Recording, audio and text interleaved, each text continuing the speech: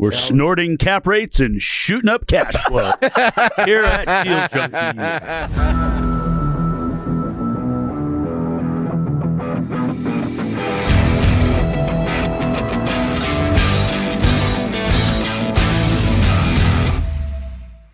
Welcome back to Deal Junkies. I'm Gabe Johansson. We have a very special episode for you today. You're not going to believe it, but there's 6 people in one. Actually, there's 7 of us in a room. There's a bodyguard in here because we have some very special guests today. We have the Polos and Vince. Mm-hmm. So Polo 2, Polo 3, and Vince number 4. You guys all have numbers on your name, so we'll have to talk about that a little bit.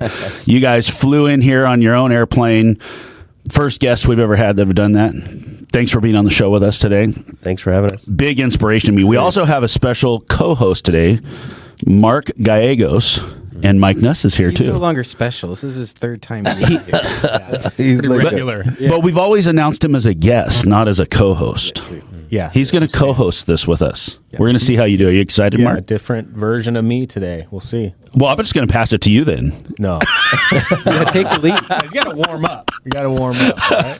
All right, guys. Well, thanks for being here with us today. So we want to dig in, and it's going to be hard to do because there's so many stories to tell between the 3 of you. But if you guys, I think what I want to do is give Polo Sr. the chance to maybe kick us off with the family story, your background, how you got started. I've heard you don't have to tell us everything, but give us just... give us like the 5-minute overview or 10-minute overview of where you started, where your family came from, and how you got to where you're at today. So first off, these guys, you're all part of the same Garza Trucking. By the way, I was driving down the freeway yesterday with Paul Curley, who you met. Oh, yeah? And we looked over and Paul goes, "Look, it's a Garza truck." Wow. So we saw one of your trucks right up here outside of Salem. So Polo Sr., you kick us off? Yeah, Polo Garza here. We Monterrey, Mexico is where we're from, born and raised over there. But so real, getting into the important details. So our families, were from Mexico, migrated in the 50s, late 40s, and they caravaned through the whole United States. My grandparents and my mom being a little girl, my dad, and they did a lot of states, Florida, Michigan, Oklahoma, Texas, all over. They did grapes in California, and then for some reason, somehow they ended up in Union Gap, Washington, up there in Hera, and then they went Kittitas, Moses Lake.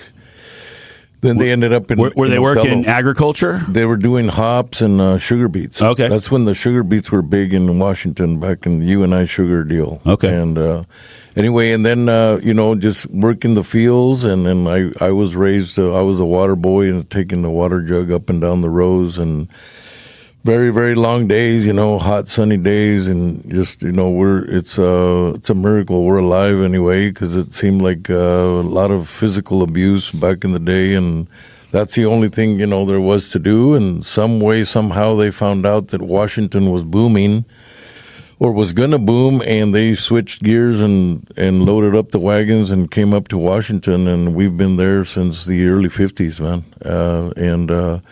So, yeah, we saw the way they struggled, we used to live in barracks or in the back of a flatbed, one-axle dually trucks and with a tarp over it. And then, seeing that, it says, we were just thrilled and happy to just go out there and live the adventure and make the best of it.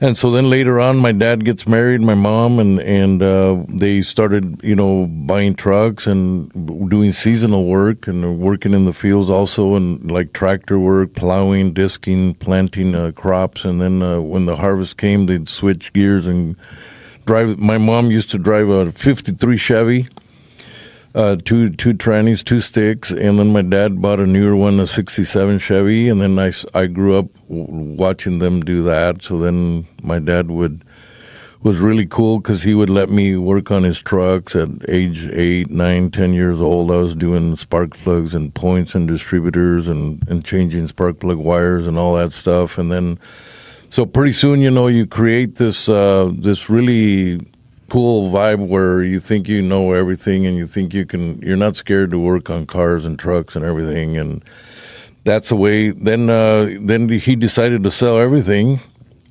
go back to Mexico with a bulldozer business. 9 months into that, he had an accident and passed away and left 7 kids. I'm the oldest of 7. How old were you when that happened? 14 years old. And so at that point, it was a lot of stuff going through my mind. Like we've been a, Christian family. We're like the Mexican Mennonites, Mexican Hutterites, where we were like work, family, and church. Mm-hmm. Those are the 3 things that pretty much ran our lives. And there was enough of us that could hang out together that we didn't need to go do crazy things, drugs and alcohol and all that. We just, we... Early at age 10, I was already a drummer going out on tours with bands that were guys that were older than me, and they'd just grab me and say, "You can play drums for us this weekend." And so we grabbed onto the music deal. Was music part of your family? It's part of our family. Who brought that, mom or dad? No, my uncle. Uncle, okay. My mom's brother he made his own guitar at age 14 or 15, and then he got us into the music deal. And it's a long story, but it's kind of a bloodline thing where you can sing pretty good. You should hear Vince sing. Yeah, he'll blow your mind. He looks like a singer. He might start. He's like the Mexican Bruno Mars or something. Oh my God. And he plays bass. Polo plays like Stevie Ray Vaughan. He plays lead guitar, and every single one of us has a crazy, crazy story about music. So yeah, we at that point, I didn't know what to do. The economy was terrible in Mexico.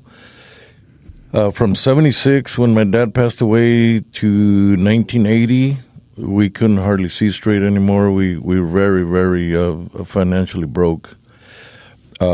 Everything went backwards on us and went sideways, and so I loaded up the wagon and came back to Washington, hitched a ride with one of my uncles. My grandpa said a quick prayer for me and gave me $100 bill from his little piggy bank. And by the time I hit Othello, Washington, I had zero money because somebody broke down, and there's a 7-car convoy, and somebody broke down, so it took us longer to get to Washington. So I started with zero money, with zero clothes, and no bicycle, no car, no nothing. It was just whatever, a couple shirts and a pair of pants in Othello, Washington, and just, worked my way. And right away, I learned something from one of my supervisor manager guys. I worked at a fertilizer plant. So by this time, I had a diesel mechanic certificate for automotive and diesel. And so I brought this certificate with me, and the guy started paying me $4 an hour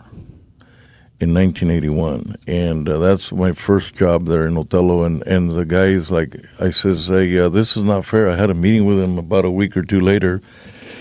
I said, "Hey, how can the truck drivers be making more than a certified diesel mechanic?" And he says, "These guys take fertilizer to the field, and they're making $4.15, and I'm making $4. Something's not right here."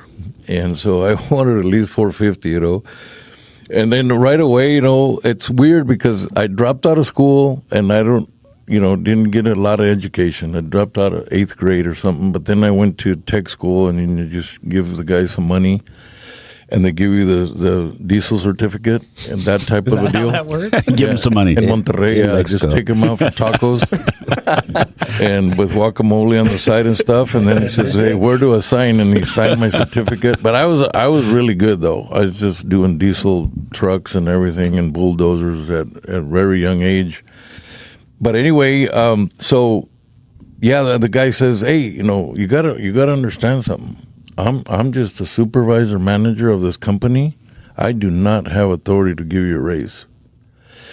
If you want to get ahead in life, you either start your own business or you work for a boss that knows exactly who you are and that appreciates your job. Mm-hmm. But when you got 20 guys linked in between you and the boss, then nobody knows who you are." Wow, that changed my life. So you got to be at the top or be close to the top. Yes. You got to be the head boss's right-hand man, so he knows exactly what you're doing for the company, or you be the boss man. Bam, next thing you know, I quit that job and I started driving trucks for a percentage, 25%. Faster you go, the more money you make. Now it's not about give me a raise. You just make your own raise. You hit the ground hard every morning, 4:00 in the morning till midnight, and I made a lot of money doing that.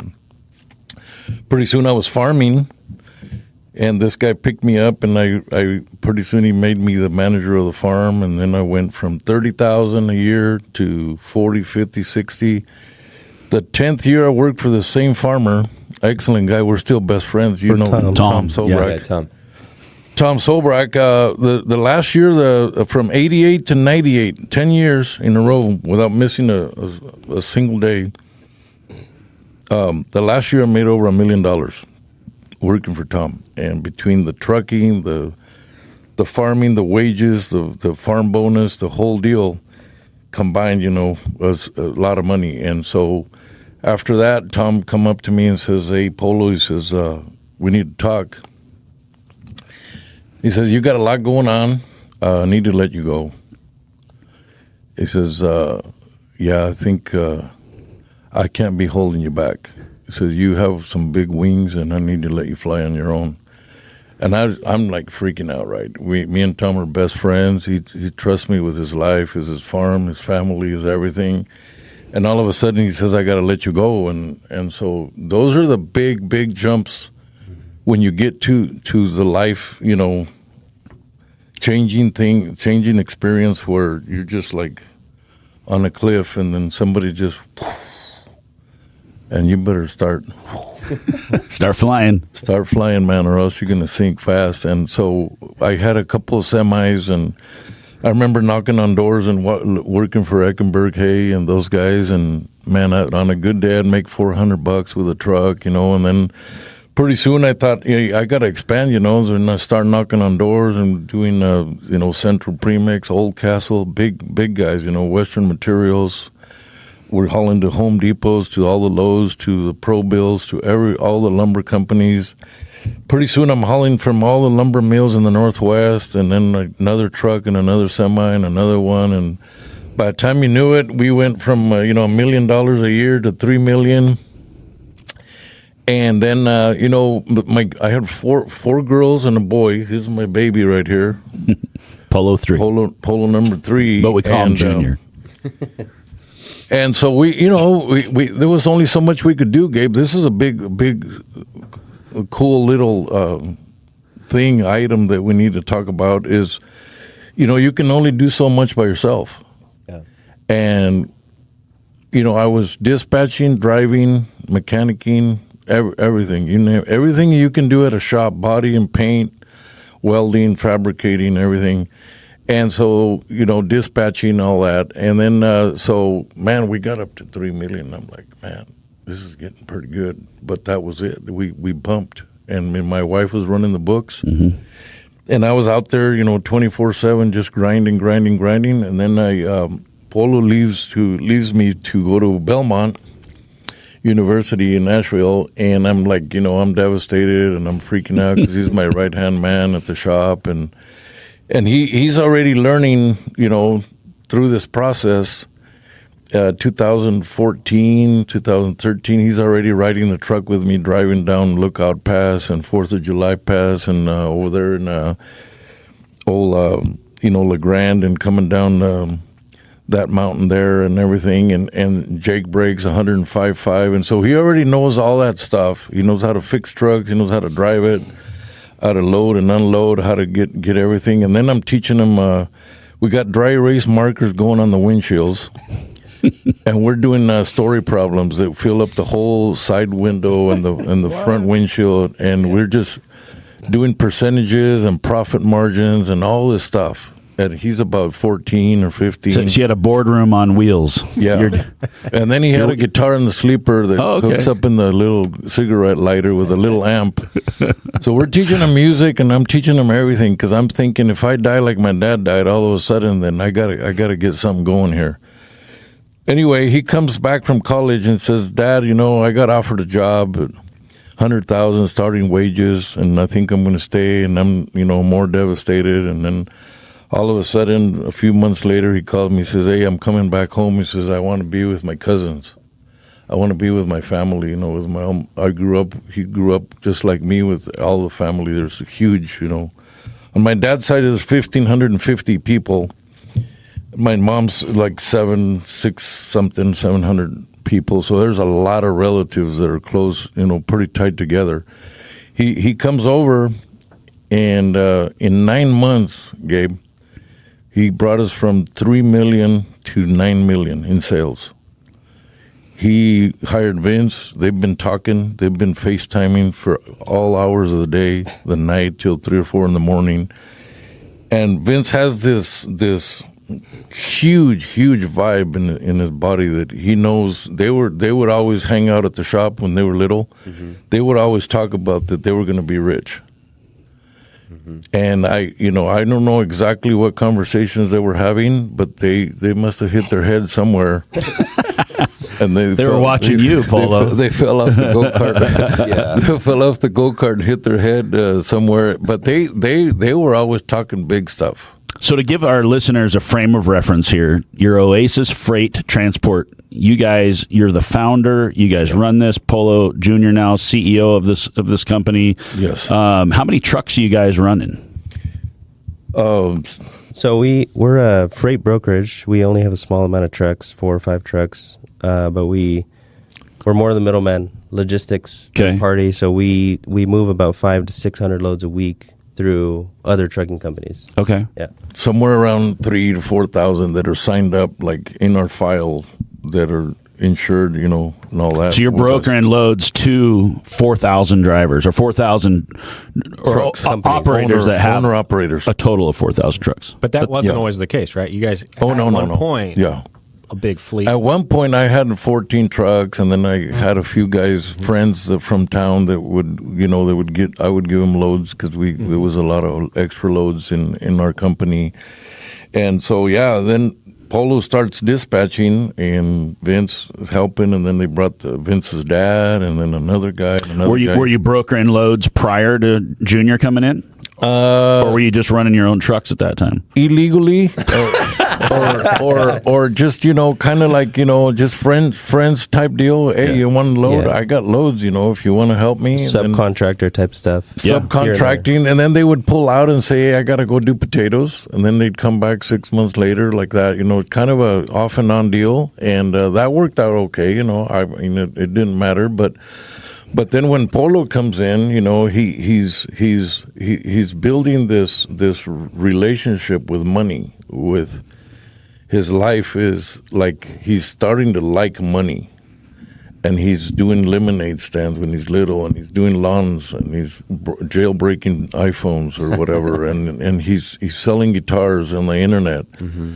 And doing little videos and stuff, and making $200-300 every time he bought and sold a Fender guitar or whatever. And then by the time then he's working for me at the shop for $15 an hour. I was way overpaying him, but he was I was hoping that it would pay off someday, and it did. It worked out. I'm just one of those lucky guys, a lucky parent that my son always stuck with me. We had a really good relationship. We got along pretty good. I have to say 90% of the time we get along really good.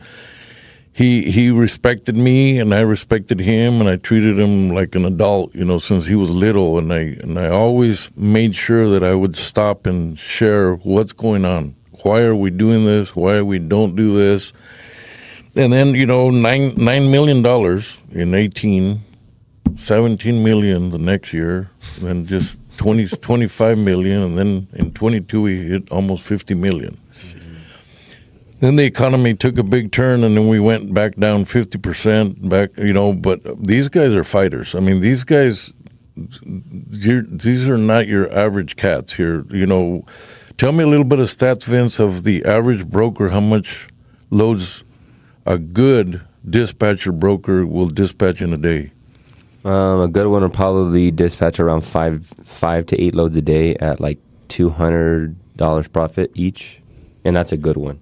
Yeah. And what are you guys doing? And these guys, Vince is doing 200 by himself Yeah, a week. doing like 30 to 40 a day at Yeah. like 350 to 400 profit each. So yeah, am I a blessed guy? You know, yeah, we're all very, very blessed to have each other and to be such a close team and be able to just really capitalize on knowing what we know. You know, you got my experience from my grandpa, my dad, and then me, hands-on for 3 million miles behind the wheel. There ain't nothing I haven't seen or done. I figure I know, I feel like I have a doctorate degree in trucking because I've seen it and done it all the way from replacing, you name it, motors, transmissions, and brokering and figuring out a good rate because it's a weird load. It's going to go to no man's land in McCall, Idaho, and nobody wants to go over there. So you start learning all this stuff of what people need, and you can sense the voice of the guy on the other line, and you know when to hit him and when to run for it, you know. Or you know when to say no to the load, like totally, and say, hey, you know, like, I'm not going to do this load because it doesn't matter how much money. It's too dangerous, and we're here for the long run. We're not here just to, you know, in and out. So anyway, you learn all this stuff, and then these guys take it to the next level because of their education, their knowledge, their ability to be able to interact with technology and computers. And I want to touch on that because you made a comment that I've thought about, I don't know, dozens of times since the first time we talked through this story. But you said you and Tom, the guy that employed you during those early years, you almost had a contest of who could give each other the most value. You know, and the way you phrased it, and I might be paraphrasing here, but you said, I'd work so hard, and then he'd give me a pretty abundant raise. Yes. And then I felt like I had to outdo him, and I'd outwork that role. And you make this ladder of growth, and that just has resonated with me a lot. And it sounds like through the people you're around, you've been able to make that a principle of pushing people, letting them become, you know, their absolute best. And so I'd love to hear, because I look up to the way you've built a family business and built the, you know, principled approach to everything here. And one thought I'd love to get into is just how you've created, you know, that North Star for everybody from a work ethic standpoint, from a obligation to each other, and, you know, making the best for each other. And just how that's, because obviously with Polo, like, he had the ability to go out and make his own decisions, but for whatever reason you ingrained in him wanting to bring that back and make a difference. I feel, you know, I think it's a gift that, you know, most of us are, you know, born with a certain gift, and I think my gift has been like a people person. You know, I really try to motivate everybody and make them feel really good. I make them feel important. I make them feel like, you know, hey, you know, you're just an awesome guy. I mean, period. And he's the mojo. Yeah, we wouldn't be where we're at without you. And you're just you know, I'm praying for you. And I say, look, you know, I pray for you and your wife and your kids, because this is a big machine, and every single part needs to run perfect. If somebody breaks down, the whole machine goes down. And this is, so every time Vince goes somewhere on vacation or travels, you know, we're always praying for each other, and always, you know, we got like, you know, find my friends, location, where are you at, you know, be careful, you know, we're with you, man, you know, what are you doing right now? And we always talk about a lot of stuff, you know, like decisions. What are you going to buy? What are you going to sell? Why should you buy it? Why should you not buy it? Investments. He told me about Mark, and I go, "You got to watch Mark." No. And I have, yeah. and then you guys have been together for how many years now, Vince? For 30.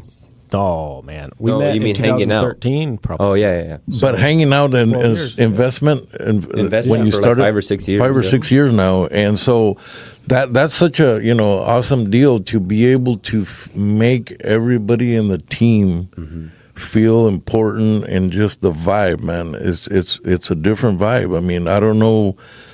how to explain, these guys will talk a little bit about the vibe that happens, like you want Monday to come around. Mm-hmm. You're not like saying, holy smokes, I can't believe I got to go back to work.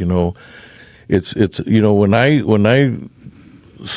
got on the saddle in the truck on a Monday morning at 2 or 3 in the morning, I was like dying to get back on that truck and give it everything I had.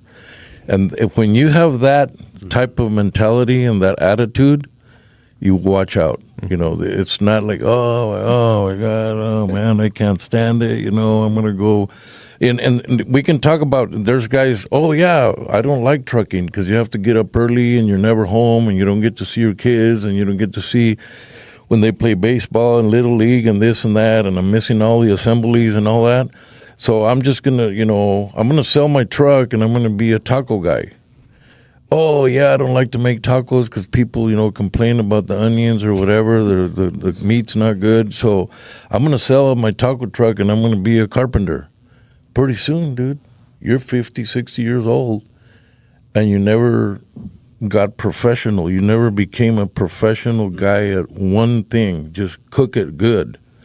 And be a good trucker, be a good baseball player, be something like a master, a doctorate degree in something to where you can master that and make money with it.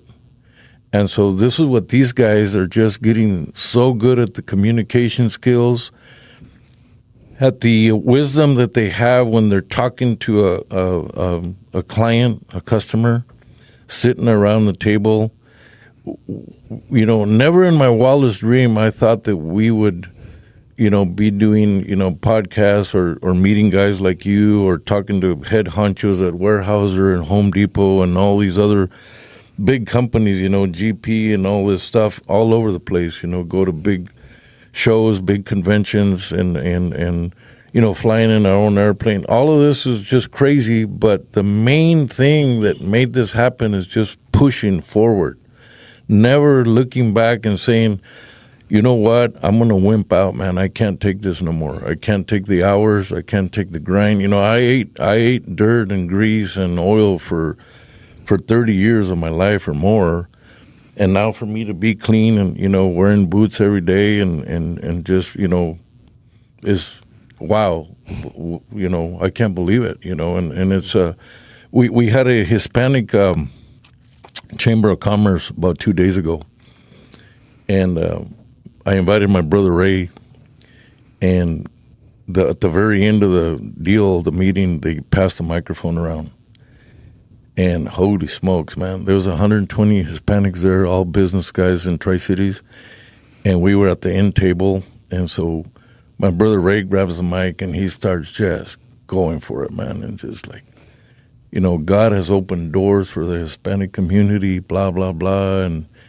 And God is great if you, keep your head on straight and you keep focused and you let God be part of your family, God's going to bless you. And then he gave me the microphone. At the end of the show, the deal, we had all these people lined up and inviting us to do podcasts and this one guy says, I got a radio station. You guys need to come and tell your story. The principal of the school district in Pasco invited us to go speak to the 12th graders, 11th graders, and Numerica Bank invited us to go speak to their whole committee in the Numerica Bank in Tri-Cities. It's an awesome thing, man, that they see and they feel this genuine thing happening where it's just a very realistic lifestyle where, you can just produce and grow. And of course, we're small compared to other guys that are just huge, but we really rejoice in what we have been able to accomplish, even without the education and just starting from nothing, from one truck. I bought my first truck worth $5,000, and then my son, I got to say this, he was the first in all our 4 generations or 5 to go to the Peterbilt dealer and get 3 or 4 brand new trucks with a plastic on the seat for $225,000 each. Most I ever paid for one of my Peterbilts was $60,000. And so, yeah, the steps of the ladder have been so great, Gabe, and it's just our goals are not done. You know, they say, Polo, when are you going to retire? Well, in a way, I retired in 2018, but in the other way, I haven't, because I still want to be there for these guys. I want to motivate them every day and push them and just to be the best they can be. I want to be able to communicate and talk to them face to face and really get what they feel, you know, and be part of their dream. Mm-hmm. And it's just been an awesome experience. It's a very inspiring story. Man, yeah, it is. The way you started it, I hear like brute force. Like, I mean, you guys were just, it was survival mode. Yes. Like, we have to find a way to make it. And then you say the boys. So I want to hear from Junior here for a second. So Dad says that you're money driven, like you started being interested in money. What was that all about? Like, did you feel like you grew up with, you didn't have what you wanted, or you were driven to take it to another level, or what inspired you to jump in and take this to the next level? I think I just had sort of like a talent for managing and administration of it, watching him run a business. Like he was saying, he would teach me everything. He treated me like an adult when I was 5 or 6. You know, I would ask questions, and instead of just brushing me off, he would teach me anything I wanted to know. And we kind of started, you know, just doing little things here and there. And we, as far as his business, I sat him down. I think I was 12, and I said, "Hey, you're not paying me. I know a lot of stuff. I move the trucks for you. I wash them. I do a lot of stuff. This is what I want." I said, I'm going to make a calendar, and I'm going to mark when I work a half day or a full day. Mm-hmm. And a half day, you're going to pay me $15, and a full day, you're going to pay me $25. And he's like, okay. Yeah. And then, but, you know, a lot of kids wouldn't do that because they're not even thinking about that. And then a lot of parents would be like, I don't need to pay you. You're 12 or you're 13. Well, most kids probably wouldn't help to begin with. Yeah. I mean, I kind of didn't have a choice at first, but then once that came into the mix, then I had a little bit of investment. Child labor is legal if you're family. Some parents, Gabe, don't believe in paying your kids. They think they're in a way that they're going to basically maybe ruin their lives. And say, well, now every time you flush the toilet, you're going to charge me. And if you shut the lights off in the living room, you're going to say, give me $1.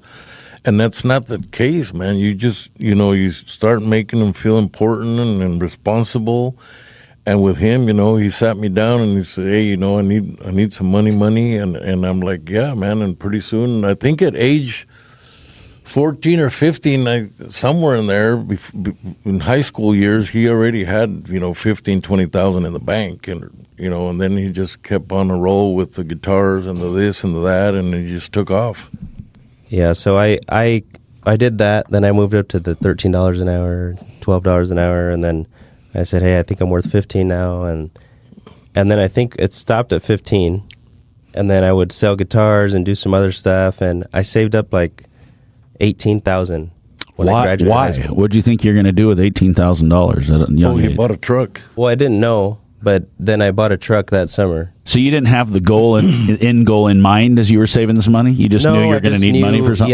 Yeah. I mean, that's bizarre. Yeah. I mean, most kids would be like, "Oh, I got to get a PlayStation or something." Yeah. We kind of knew, like, hey, I'm going to be, like, I want to be wealthy one day. I don't know what it is. I was really turned off to trucking in general because of the lifestyle. It's a good way to make a living, but it's hard. And it's, and so I kind of knew, like, that's always going to be there as an option. But, that's not my first goal. But then, what else can you buy with $18,000 that can make you money that we're in, So I bought a truck because he can help me run it. I went to college. The truck would run. I would pay all the maintenance bills. He would give me loads and take a percentage. And I was making, like, I think $50,000 a year off of that truck.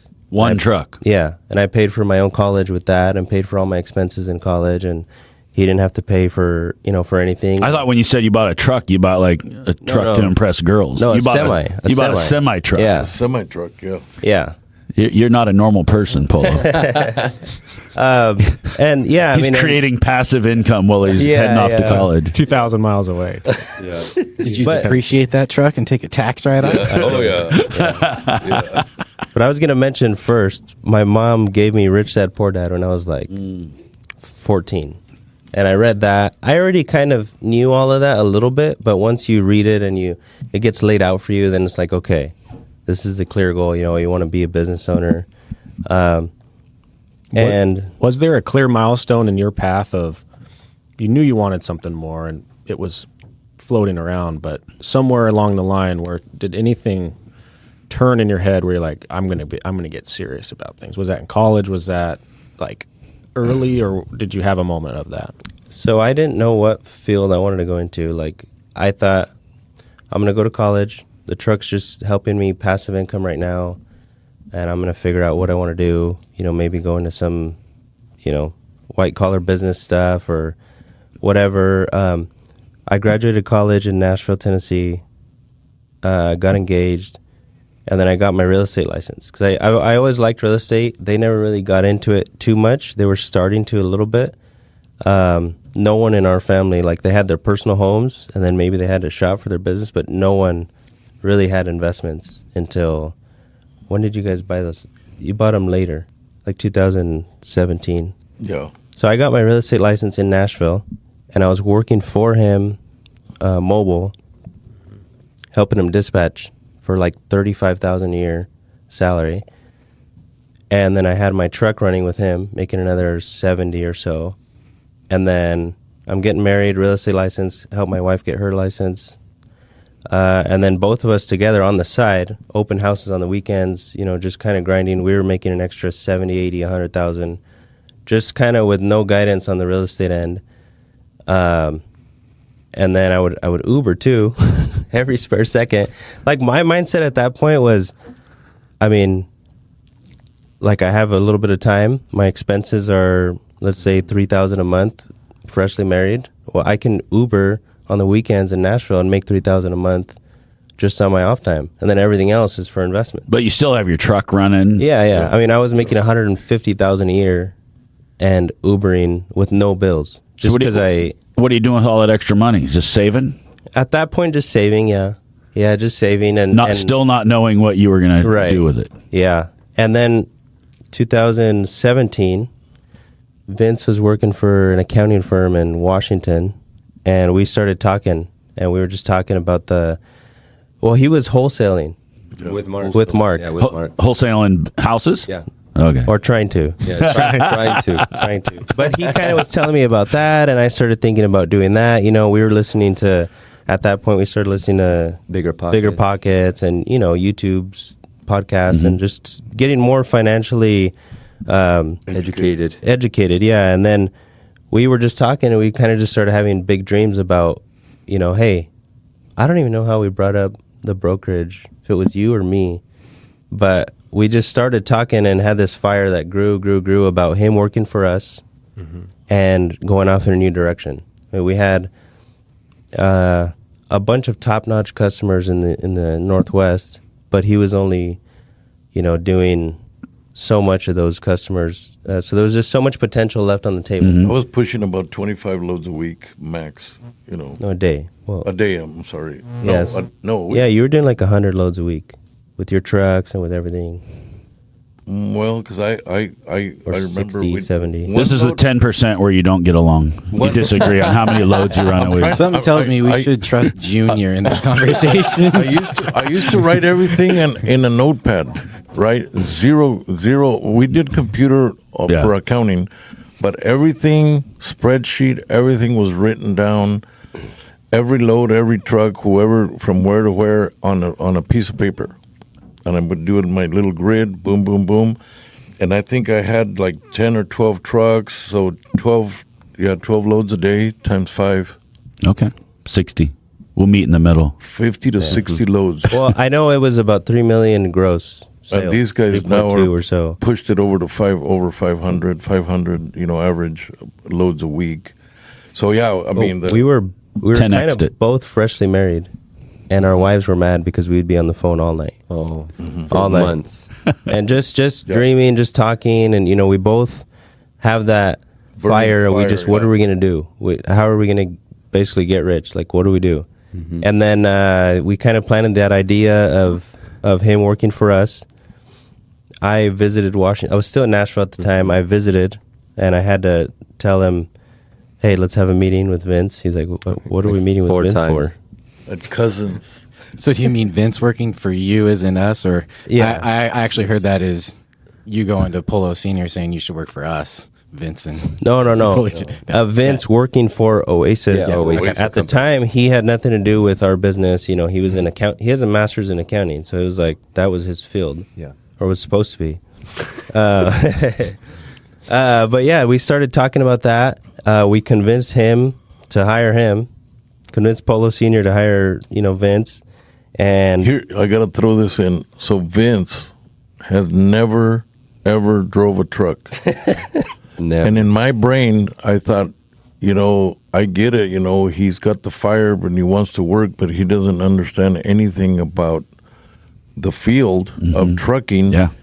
So how can he help the owner operator or the driver if he's never done it himself? That might have been a benefit. And he in what do you say in the difference with Polo was he knew grew up in brake. it. Yeah. He knew shifting, he knew loading and strapping and everything.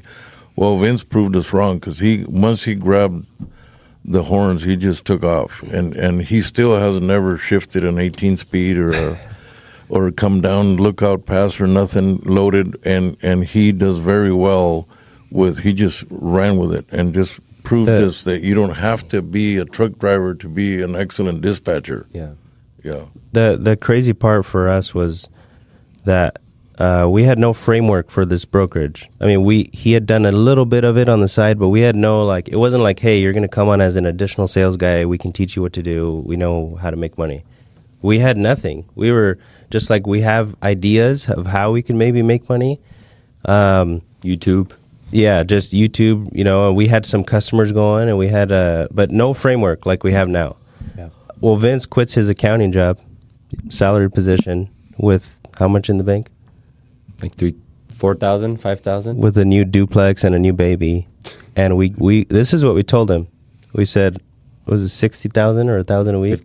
Same match, 52. Oh, 52,000, $1,000 a week, and you got 3 months to produce something. After that, if you produce, you're going to go full commission, and then if you're not making anything, you're not going to make anything. Zero salary, zero.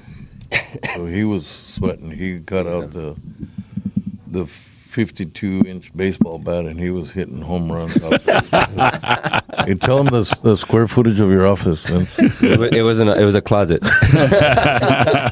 It was a bifold door closet. He would he would stick himself in there, full focus. It was probably like a 6x8.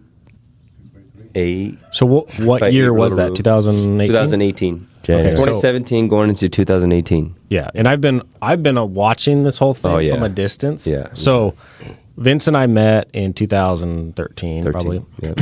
He was like the little brother that I had to babysit. Yep. All the time. All the time. we joke because I picked these guys up from the airport today, and I had my 5-year-old's car seat in the back, and everyone's like, "Where's Vince gonna sit?" And it was clear that he's sitting in that car seat. No, but we took it out. So Oh my God. Vince has evolved so much, and I've always heard about you guys from just every conversation. It leads to just the family and how everything's going as a core. But to give some scale to it all, I mean, me and Vince were wholesaling in college and pumped about $1,000, pumped about $5,000, and seeing the $50,000 salary turn into a duplex, turn into exiting that duplex, turning into buying a bunch of properties in Texas and investing, 6 figures in a matter of minutes into these projects, and the scale in a very short time, and just the limitless, perception of what life can be is amazing and energetic and really powerful to me, watching it happen too. But I mean, I would love to dive into how you guys have been able to grow that from 2018, starting the brokerage, no framework, no, you're not walking into a well-oiled machine. You're creating it as you go. Yep. I would love to hear more. I mean, just outside looking in, Vince has this like amazing workforce, different country, like letting these guys build this business to the level that it's at. Maybe just give us some context to where it is now, the staffing that's involved in each division of how things operate, just to give some idea. Tell us, Vince, how you went from 5 loads to 200 loads a day.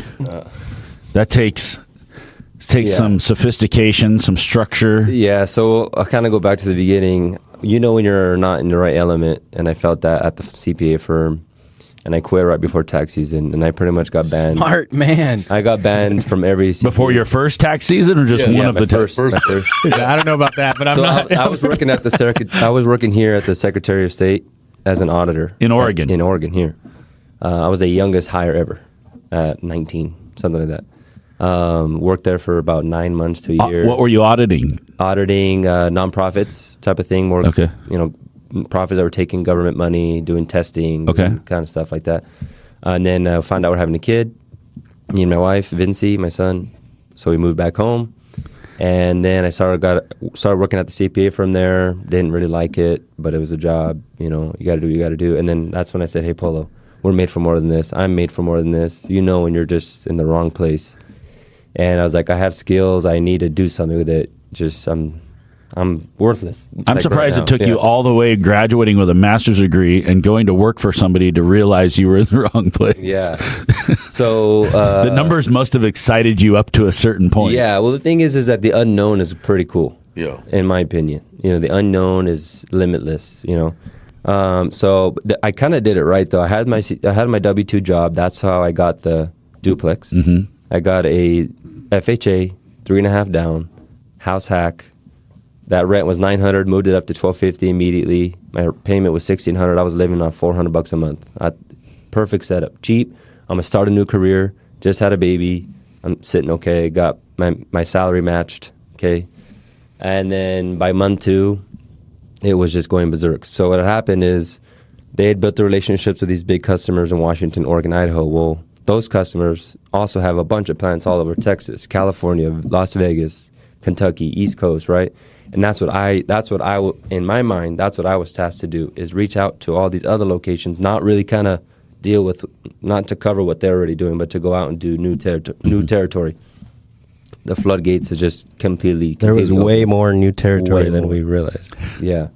And so by the second month, I was doing, 80 to 100 loads, just going 50 to 100. I mean, I don't even remember. It was just by myself. I could not keep up. The thing is, we had like no system. We had nothing. We were making rate confirmations on some tailwind system. I was making the rate confirmations, sending it to them, getting no updates because I didn't have any time, all by myself. It was just kind of going crazy. And so I convinced them to let me go on commission by month 2. And I started making around $3,000 to $4,000 a week. So I quadrupled my income in 2 months. Quadrupled. And I was just like... Just by opening new markets. Just by opening up new markets. And I wasn't even like established yet. Polo did a really good job training me. We were on FaceTime at 5 in the morning every day from 5 p.m. at night. 12 hours a day, straight up. No, nothing like...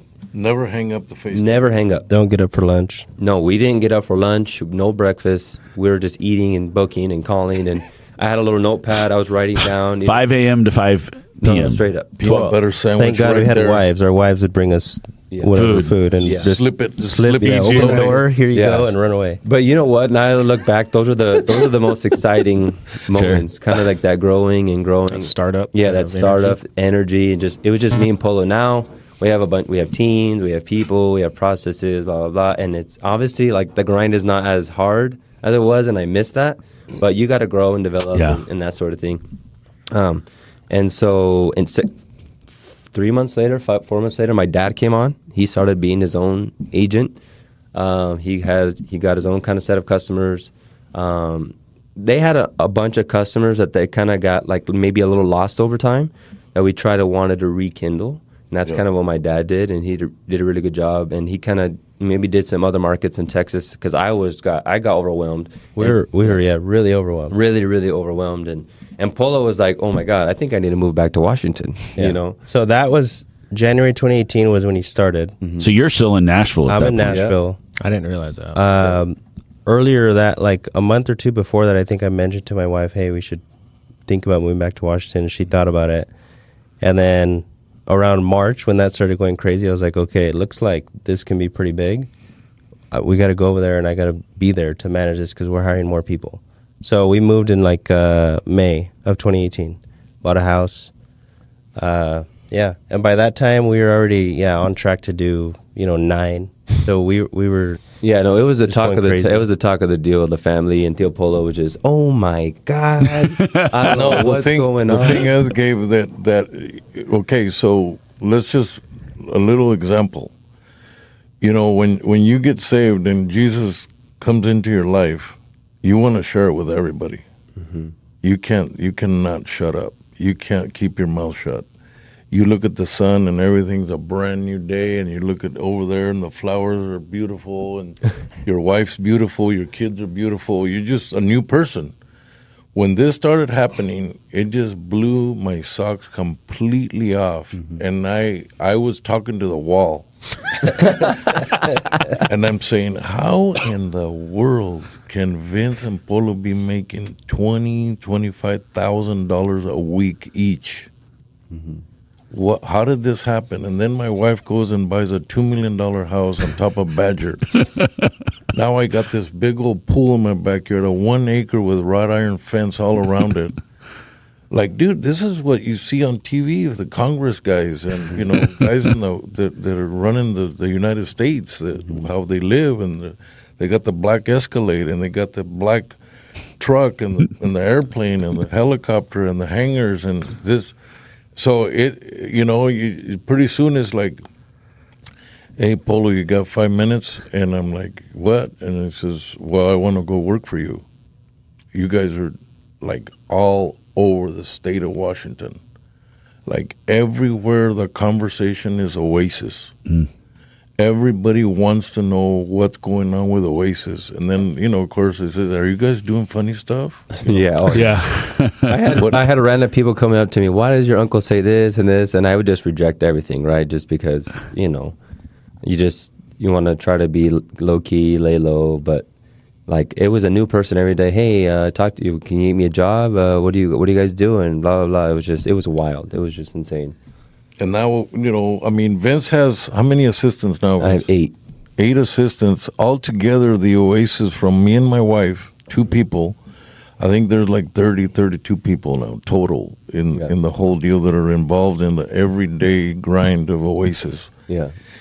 And so, we're generating around $1 million a week. And me and my wife used to do, 200,000 or 300,000 a year. When we started, 100,000 and 200, and then topped out at 3 million a year of gross sales. And man, 3 million, and then because I fixed my own trucks and I dispatched, and it kept it kind of low key for not a lot of overhead. I remember sitting down at the end of the year, we were profiting 30 to 40% profit. 40 cents on the dollar out of 3 million. That's a lot of cash. And then I just kept buying more equipment. And then I bought 5 brand new houses in Othello, plus my house, and then the shop, and then, forklifts and more stuff and more tools and to make the job easier. And then it just took off. And then we started buying mini storages and then investments in Tri-Cities. But I always wanted him to get out of owning trucks. Yeah. So he had around... that time, like 12 trucks or so, and a bunch of trailers and a 50. whole. I had 50 trailers total. A whole operation, and we saw where the brokerage is going, where you don't have to own anything. Yeah. I was going to ask you that because you spent $18,000 on your first truck. It was making you $50,000 a year. Why didn't you just say, I want to own 10,000 trucks? Too much liability. That was the backup plan. that was the backup plan. Always the backup plan. Yeah, that's still the backup plan. Yeah. I own 4 today, so I kind of went to 4, upgraded everything, and then just kind of capped there. We don't really want to grow that side. It's because of liability. Liability and drivers and fuel's $5 a gallon, and it's just insurance. It's like a trap. It's like when you keep buying it over and over to save on taxes, then you keep pouring into it, you keep buying, and then you get busier, more liability, more insurance, and then You don't keep any of your money to go invest in real estate, invest in that project. Does that make sense? I have another uncle in Othello, his younger brother. And I say, why stop buying machines? Yes, you might pay a little more in taxes. But if all these machines burn down and someone comes to your yards and burn down everything, can you afford to live the way you're living right now? No. Then you need to change gears right now. Yeah. And so having that mindset, Polo's, I've kind of grown to have it. Polo's always had it since he was 14, 16, and Theo Polo obviously taught him. Having that mindset is having that, how's your living expenses, business living expenses? Do you have a backup plan? Do you have that cash flow on the side to where if everything burns down or something happens, your truck kills somebody, and now you're in a lawsuit for the next 2 years, can you still feed and support your family? And I think that's what drove me, is it paid off my student loans year one.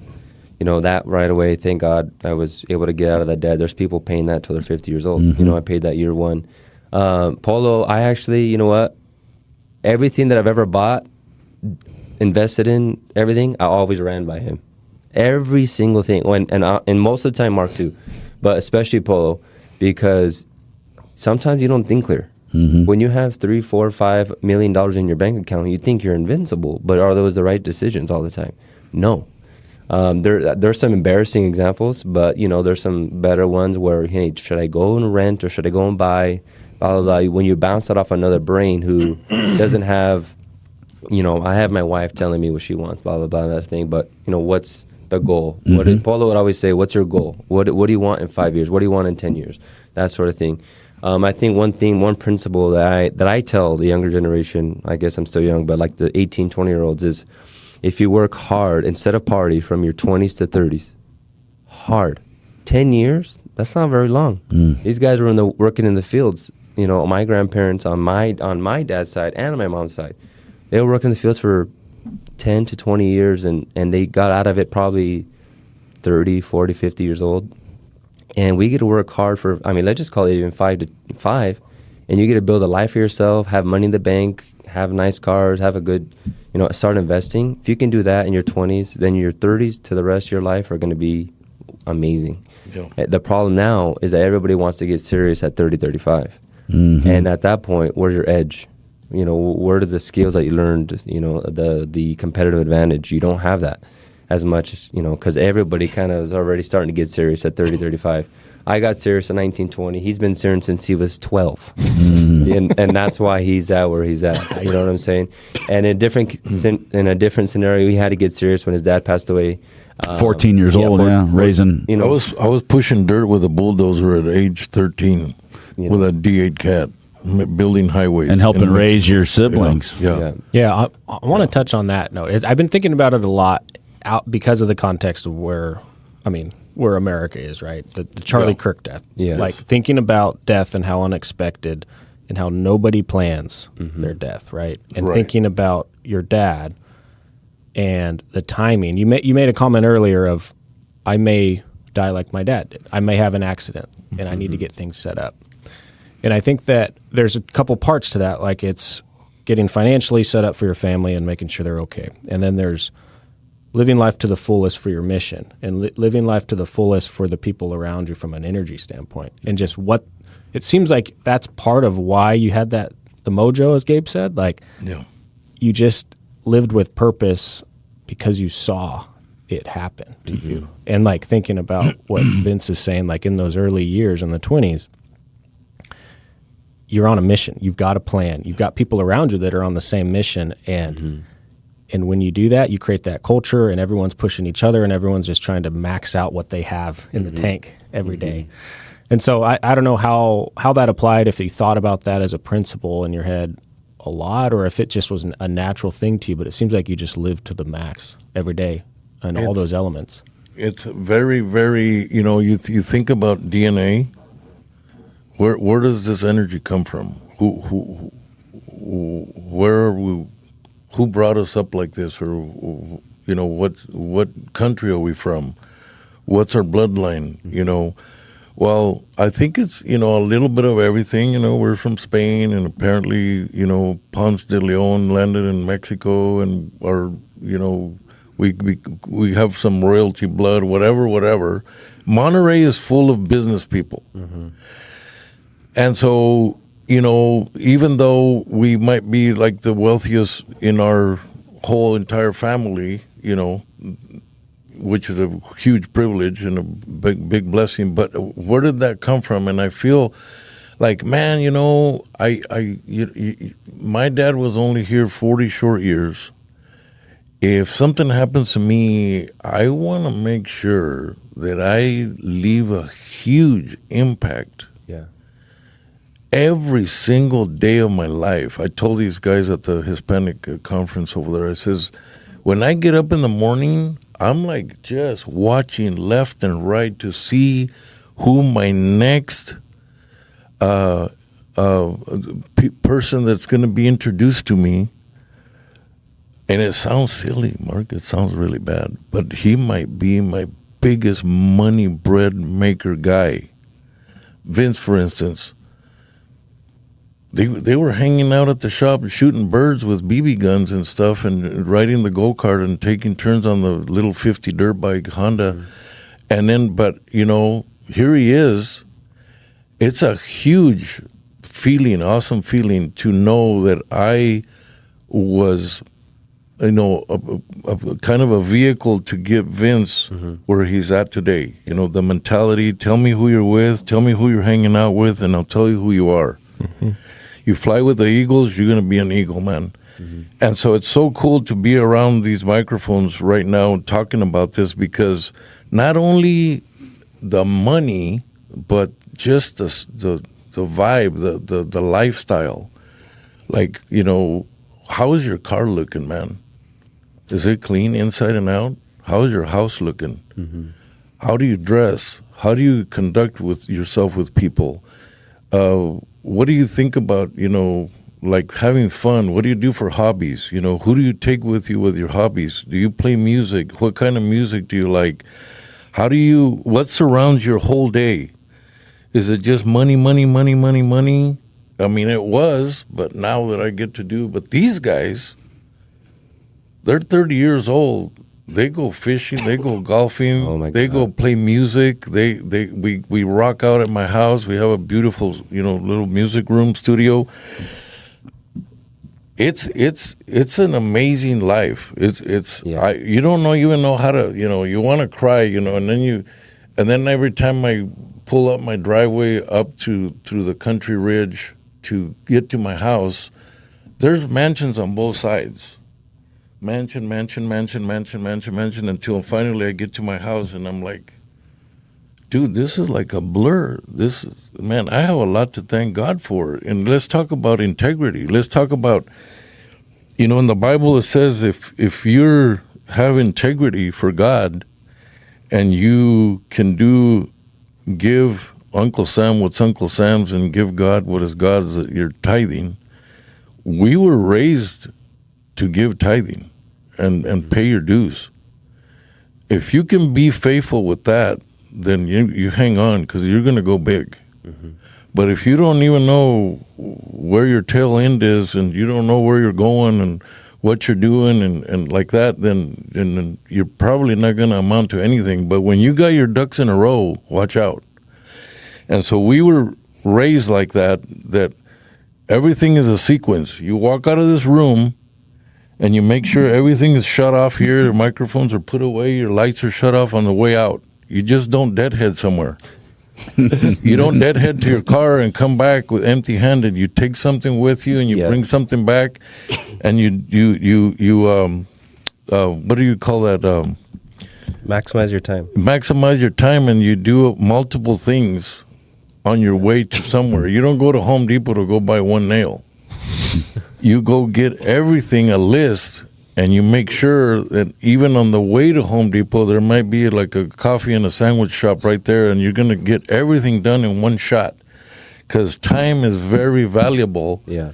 And when you learn all that stuff and you apply it to your daily life, you got nowhere to go but up, buddy. Yeah. Mm-hmm. And when you keep your ducks in a row with your wife, with God, with your kids, your family, and you're not over there screwing around and messing around and got another lady over here and another lady over there, and I'm going to go drink with my buddies every other day, and get a DUI on the way home and lose your license all of a sudden, I mean, life is a struggle as it is, man. But when you can ask God to help you and keep you on the right track, I mean, you're pretty much going to get there real quick because, God's watching your back. He's when you can love your core of your family, everything pretty much goes pretty smooth. Because when things aren't going good at home, you can't focus, you can't concentrate, you can't book any loads, everything just goes downhill. And there's a lot of people that live with those kinds of hang-ups, and then they wonder why they can't be so successful, or they build something and then bam, it all falls down, and then they build something and it all falls down. And what we're trying to do here is create a generational wealth that our kids can work hard and teach them the work ethic that we have, and so that they don't go out there and strive and cause some kind of a embarrassing deal. We want them all to be successful. We got old Papone over here, Polo number 4. We teach them everything about motorcycles and go-karts and how to drive and why are we doing this, and we take them to do truck inspections and walk around the trucks and make sure he kicks the tires with us or whatever, because it starts right there. It starts every day. Don't think that your kid that's 3 or 4 years old doesn't pay attention to what you do. They're paying attention. And if you can add this financial, which is very important, the lifestyle, because the last thing I want is for one of my relatives to say, I cannot go to Mexico because I can't afford it. What do you mean? We're having a family reunion. Well, so I'm sorry, man. He goes, we're not all rich like you, Polo. Well, why aren't you rich? Was there a problem? Did you hit your head when you were little and you fell off the crib or something and things aren't working right up here? You're in the United States, dude. People come from all over the world. Yeah, it is, dude. From all over the world to make money here in the United States, and you've lived here for 50, 60 years and you don't have money to go to Mexico? It only takes about $5,000. And so those are the things that really get me. And they say, well, money is the root of all evil. Money is, it's ambition is a sin. Really? Let's talk about sins. When you're over there wishing you had that guy's boat and wishing you had a beautiful 2-story house and a swimming pool in the backyard, that's kind of a sin too. Well, you'd rather wish you had that, or you want to go out and get it? Let's go out and get it. Let's go really, let's do the grind. Vince is all clean. He's all polished up. Got a haircut. He does hair products and everything. My wife. You should see how this guy works. Maybe he's never had grease under the fingernails. Yeah. Maybe he's never had a black sandwich when you got grease on the sandwich because you don't have time to wash your hands. You got to go. They're waiting for the sheetrock in Missoula. They tell you there's 32 guys waiting in Missoula for the sheetrock. Where is your truck? He hears these stories all the time. That's why they're laughing. Well, the thing about it is our business, it's every day you can lose everything. Like you have to keep on your toes, and it's very mentally draining. Yeah. But it's like a game every day you wake up. It's fresh, new, and that's where the backup plan is. Like this may not be forever, but while it's good, we're gonna run it well. Give it your best shot. Gonna give it our best shot. And so it's every day waking up like if you're starting from ground zero, and that's the fun and the game of it. It's just like real estate. Yeah. Where's the next deal? What's my next load? What customer am I going to grab next? We're flying to Imperial, California. We're flying to Missouri, Northern California, Texas. I mean, there's unlimited opportunities. And one thing that I learned is you can't do it all by yourself, and that's where we kind of started hiring assistants, and that's what kind of boomed me to the next big growth. I think I went from like 8 straight to 20 million in sales by myself and me and my team. And I had a conversation with them at one time, and it was about kind of our commission split and pay program. And, we're learning and getting together. Like, what does a top salesman broker do commission? How do I grow? I have to hire people. Well, I'm going to have to pay that out of my own pocket. At this current commission, I'm not sure if I can squeeze that. Okay, so let's put a plan together. I put together a whole PowerPoint. I say, hey, look, these are my numbers, and this is where I expect to be but I can only do that with the right people under me, trained, helping me dispatch, helping me find out where these trucks are, if they're delivered, paperwork issues. And so I had a couple meetings with them, and I said, hey, this is what we need. I delivered. I have this, I got 4, I think within a month, 4 or 5 within a month, and I just, boom, took off another huge growth. It was during, so that's another thing. COVID came, free money everywhere. Mm-hmm. So people are building their shops on government money. Mm-hmm. People are building their everything. They're and this ordering and that. Everything. Yeah. And so things were just so crazy. And so that's when I was about to turn myself into a mental hospital because I was booking 200 loads a day. Both of my eyes were twitching. And I would try to take a nap, and my phone was just being blown up, and I just couldn't do it anymore. I called my sister, Clarissa, just crying. I need you to come right now. She's been with me ever since June 2021. And the more we realize that we need help, yeah, we're smart and we can do it, but we need help. Yeah. We can't do it alone. 8 to 10 hours in a day. There's no possible way to get as much done. And I make a joke, and I tell a lot of my Hispanic relatives is the reason why white people are so rich is because they've learned to trust other people, and where Hispanics have a tendency to not be able to trust anybody and not train the next person or get a group of employees under them to then grow and double and triple. Mm-hmm. And I said, why do we don't hear about a lot of Hispanic billionaires or trillionaires, mostly whites? It's because they've done a really good job of figuring out how to grow, processes of how to grow, trusting people. And it may not work out, but they go get the next one. They go find the next one. They go and work until they find the winner and duplicate and duplicate and duplicate. And that's kind of like, you know what, we need to put that. We need to find ourselves and duplicate. If we can find somebody to do 50 to 70% of what we can do, I'll take that. Mm-hmm. So, and that's kind of how I got into the employees in Guatemala. And they've just been a humongous help. Now, not only do they help me, Polo has a team, Oasis billing team has a couple that work with them, and it's just been an amazing just to make an impact on their lives. They're in 4 hours of traffic a day. Now they get to work from home. I went last summer. It's just always about helping the next person and the next person, and we all get to benefit. Yeah. That's what's so amazing. We all get to benefit and improve our lives. And I talk to them about, hey, how are you guys? I don't get deep, but I say, hey, are you guys doing well? Or one guy had lupus, and I help him, and hey, how's your doctor treatments? And I gave him a little raise to help afford the medicine. His dad passed away when he was 18 years old, and it's just, what has God given us to where we can go out and give it to the next person. Yeah. Give it to the next person and the next, and it's just like, if you have that mindset and that attitude, good things are going to come to you. Yeah. And I got a lot of people come up to me and say, hey, even after the COVID, hit, elevation and things kind of come back down, how have you been able to be so successful? I do my part and God does his part. But we still have to do our part. Yeah. But then it's easier for God to come do his part when we're doing our part. Got to meet him halfway. Meet him halfway. That's part of being able to tithe. It's like not even a question. And when you make tithing not even a question and having a giving heart not even a question, your hand's like this the entire time. Yeah. How much easier is it for God to put stuff into an open hand than it is a closed hand and a closed heart? And so that's what I would say is a big thing. And then not only that, you just meet people that have the next opportunity. Mark, you.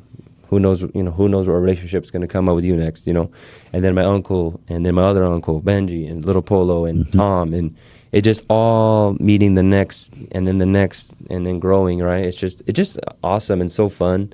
Honestly, it's just a joy, and like I have to I tell people, man, I don't think billionaires or trillionaires live the amount of fun, and rich life, yeah, because we have friends and family that we get to go boating with and fishing with and talk about business with and help me out when I want to make a bad purchase with and keep me accountable, right? That's what life's about, is being able to do it with people. Like, you can go buy the best car in the world, but who are you going to go drive off to with? You got to share it with someone. Exactly. It's fun to go fish with 5 guys, you know what I mean? Like, Mark took us fishing the other day. We'll have memories forever for that. And so that's just kind of like what I'm about right now, is just making memories, especially with my kids. I just took them to Disneyland and California, and now I'm like, okay, I worked really hard from 20 to 30. Now it's time for me to go out and be there for my kids and make sure that I'm being a good dad and a good husband. And I told my wife as I cook, it's going to be a sacrifice. Everything takes sacrifice. but it's going to be worth it. Because in this business, if you put in, like I said, 5 to 10 years, you're going to be substantially well off, and it just grinding. Mark's been grinding since, I remember when you bought that house in West Salem and fixed it up and that sort of thing, and that inspired me. It's all about, and Polo is really good at this. It inspires the next person, person. And some people may take it negative. That's on them. Yeah. That's not on him. That's on them. That's their heart. That's something that they need to deal with. That's not his problem. And I tell them this all the time: is don't change. Like even if you help one person in 100 don't appreciate it, screw them. Yeah. Help that one. Right. Inspire that one person. Dust off your sandals and go to the next town. Exactly. And so, honestly, I'm just so grateful for the Polos and Mark and all you guys, just, for the help and advice and just growing and elevating each other. It's just been an awesome experience. I'm so happy. And we're only 30. And how old are you, Mark? 32. Yeah, you're only I 32. can't remember if 33. Polo 30, and I know my uncle's old, but he acts like he's 30 years old. Yeah. And so I'm just so proud. I'm proud of, as a family, where we've all come. Polo helps. It does a tremendous job of helping our other cousins, our younger cousins, especially ones that get married. Hey, what's your financial situation? Mm-hmm. Did you get a house? Your parents own a business. Okay. Are they paying you fairly? Are you stepping up in a way that's going to give you value to the help company? them with that financial education. The same thing Polo did with his dad. He's also helping them do that in their parents' businesses. And if they want, that's the thing about Polo, is he taught me how to go get what you're worth. Mm-hmm. And I think that's the number one reason why someone that goes out and grows and develops and it becomes a higher earner is because you see your value. And I think that's a lot of things that people don't see. They don't see their own value. They just see their clock in and clock out, get their little raise every single year and move on.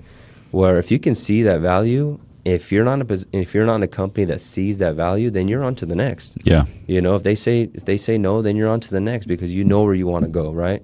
And I've come to them and I say, hey, this is my value, and they've agreed, and we've made changes from there. And I think that's one thing that's helped make Polo a success, me a success. Someone saw that in him, and unfortunately had to let him go. But I'm glad somebody saw that in you. And look where you are now, seeing that value, seeing somebody who can rise up. Does that make sense? Yeah. Recognizing your own worth is super valuable. Yeah. Major milestone in my life when somebody said, just how much do you want to make an hour? And I said, I want to make $1,000 an hour. And they laughed at me. And they said, well, if you want to make $1,000 an hour, every job that you do that's worth less than $1,000 an hour, you shouldn't do it. You should hire it out. Exactly. And so I stopped, picking up dog poop in my yard because I hired somebody for $10 a week to come by and pick it up instead. It wasn't $1,000 an hour job. Yeah. And you start making decisions based on that. And it took me a long time before I got to that level, but it set my mind in the right space, like you're talking about, to where you start making different decisions based on recognizing your own worth. Exactly. Yeah. Yep. Great. Hey, guys, your story is so inspiring. You guys are so inspiring. I feel blessed to be able to know y'all, and I think we all feel the same way. We're going to wrap up this episode. We're going to come back. We're going to do a couple follow-ups. We'll probably talk a little bit about real estate, since this is a real estate podcast. But we love your story, and we love your hearts and where you guys are coming at it. You gave us so much good information today. The energy's palpable in this room. So it's fun to be sitting here with you. We're going to come back, do another follow-up. If anybody ever wanted to reach out to you guys to talk, what's the best way to find you? On social media or? Social media is good. We email, anything like that. Yeah. What's an email address somebody should reach out if they want to talk to you? Our company's website is oftrans.com. oftrans.com. You'll find these guys, oasisfreightmanagement.com. All right. Thanks for being here, guys. Thanks for listening, Deal Junkies. We got it. We're going to wrap it up. Yep. All right. I'm going to go cry. We're going to go cry. We'll see you next time.